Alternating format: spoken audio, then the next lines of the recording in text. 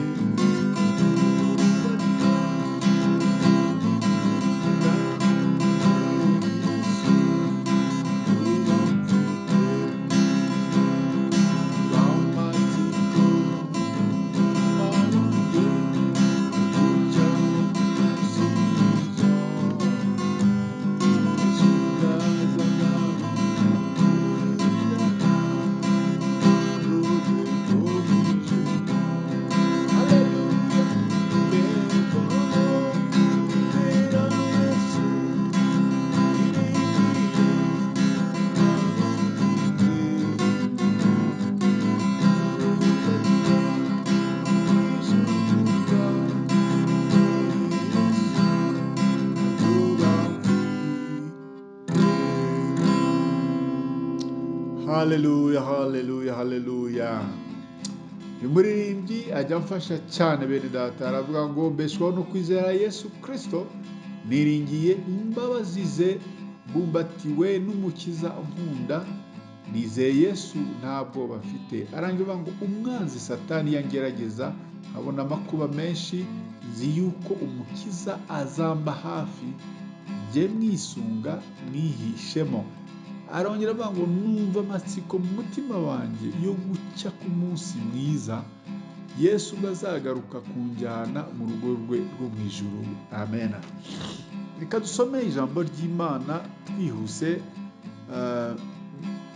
igitabo cya Yosuwa ibice 6:20 tugeze kuri 25. Haravuga ngo inkike z'i Yeriko ziriduka bakiza Rahabu.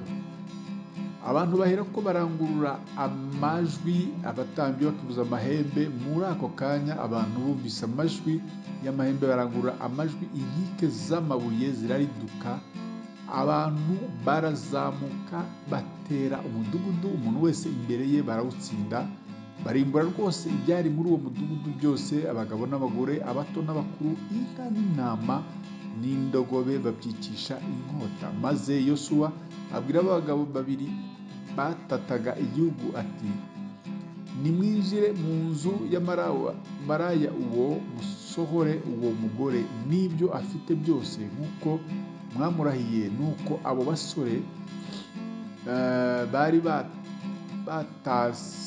batase barinjira, basohora Rahabu na se na nyina na bene se n'ibyo yari afite byose n'umuryango wabo wose, babishyira inyuma y'urugerero rw'Abisirayeli. Umudugudu barawutwika n'ibyarimo byose, keretse ifeza n'izahabu n'ibintu by'imiringa n'iby'ibyuma, kugira ngo bazabishyire mu nzu y'ububiko bw'Uwiteka. Nuko Yosuwa arokora maraya uwo, Rahabu n'inzu ya se n'ibyo yari afite byose, aba mu Bisirayeli na bugingo n'ubu, kuko yahishe za ntumwa Yosuwa yatumaga gufata Yeriko. Mwakire neza ijambo ry'Imana. Burya mwituze mu byiringiro no mu gusenga niho tujya turongera gutabarwa. Ubutabazi iyo ibintu byose byanze, bifunze, imishinga yose yanze, ugerageje ikanga, nta kindi ukora ni ukurwana urugamba bucece bucece udasakuje. Yeriko ntabwo yasenywe no gusakuza, yashenywe no gusenya biturutse mu gutuza. Imana ibwira Yosuwa uburyo bazazenguruka Yeriko bucece bucece iminsi 6, hanyuma ku munsi wa karindwi abatambyi nabo bagatwara amahembe 7 y'amapfizi y'intama imbere y'isanduku. Ku munsi wa karindwi bakazenguruka umudugudu 7, hanyuma abantu bagahera ko barangurura amajwi bakavuza amahembe. Nibwo muri ako kanya bakibikora, inkike z'amabuye zaridutse, abantu barazamuka batera umudugudu, umuntu wese imbere ye barawutsinda. Hari igihe waba wari umaze igihe uzenguruka Yeriko ikubuza kwinjira, ibibazo bikubuza kwinjira, hari igihe waba ufite ibyakutambitse imbere, byakubujije guprogeresa, byakubujije gukomeza mu iterambere ryawe. Ukomeza usenga Imana, hari igihe Yeriko yawe izageraho ikaritagurika igitondo kimwe. Ntabwo nzi uko imeze, ariko kuri wowe igaragara nk'ikomeye. Ikigeragezo ni wowe ukizi cyanze kuva imbere yawe, ariko ku Mana burya kiroroshye. Muri igihe kiraje kandi kirasohoye, Yeriko yawe iriduke. Ijambo ry'Imana ridufashe kandi ritugire neza bene data. Data turagushimiye, tugushimiye kuri iri jambo ritwibukije ko Yeriko tuzayitsinda bucece bucece mu gusenga, mu gutuza, kandi isaha nigera izatuva imbere. Urakoze, urakarama, bana natwe muri byose. Fasha uyu mwene data ufite Yeriko yifuza ko yamuva imbere akabasha kwigira imbere, akabasha gutera intambwe, akabasha kuzamuka mu ntera, akabasha kugira icyo ageraho. Urakoze urakarama, bana natwe muri byose, mu izina ryera rya Yesu Kristo dusenze, amen. Ari kumwe nanone nk'uko bisanzwe na mwene so muri Yesu Kristo, Bishop Apollinaire Gakombe, umushumba mukuru w'itorero The Evangelical Calvary Church of Rwanda ICCR. Imana y'amahoro ikomeze kubana namwe mwese bene data, dufashe kugira umunsi mwiza n'akazi keza. Shalom shalom, ndabakunda.